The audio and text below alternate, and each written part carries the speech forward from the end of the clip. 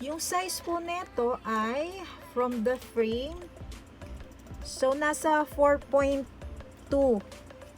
inches. Pero meron po kasing size ng nylon na medyo maliit. So, yung iba ay nagiging 4 inches or ayan. So, ayan siya.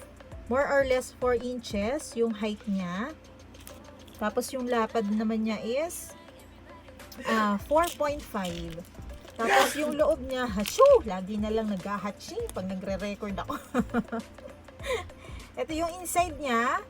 So, pwede mo siyang lagyan ng 10,000 barya. Charot. So, ilipat natin yung maraming barya ko dito. Oh, nalaglag pa nga. So, ito yung inside niya. Kung halimbawa, lalagyan natin siya ng buong papel. Yan, kasya siya pag ganyan. Yan. And then, ito pong isang design natin, yung pa-round yung ilalim. So, medyo naging chubby siya, no? Chubby siya. So, tingnan natin yung height niya. So, nababago po ha, depende sa thickness ng nylon cord. Kasi, yung nylon cord na ginagamit ko is 1 mm, minsan 1.3, minsan 1.5.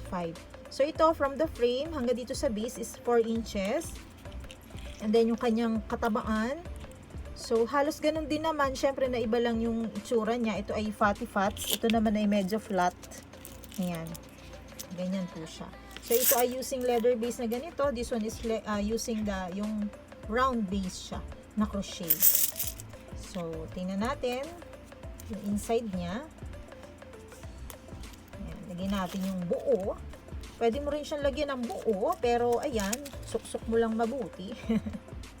Yung mga barya natin, lagyan natin, lipat natin mga barya. Ayan. So, ang cute-cute nito talaga, as in. Taran! Yung ipapakita kong tutorial sa inyo is without leather beads kasi para mas madali ninyong maikabit sa frame. Ayan. Kasi pag ganito, lagi magi-struggle. I know, magi-struggle kayo kasi sasabihin nyo, Madam, bakit po kaya hindi pantay? Tabingi po yung aking purse. So, ang problema po nun ay nandito.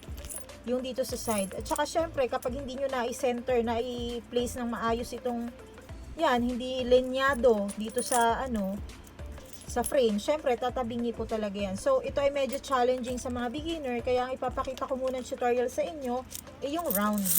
So, magpaano-ano man ang pwesto niyan, ay hindi ganun mahirap gawin. Okay? So, paabang na lang po ng tutorial. Ilalabas ko na ito as soon as possible. Mga next year. Charot!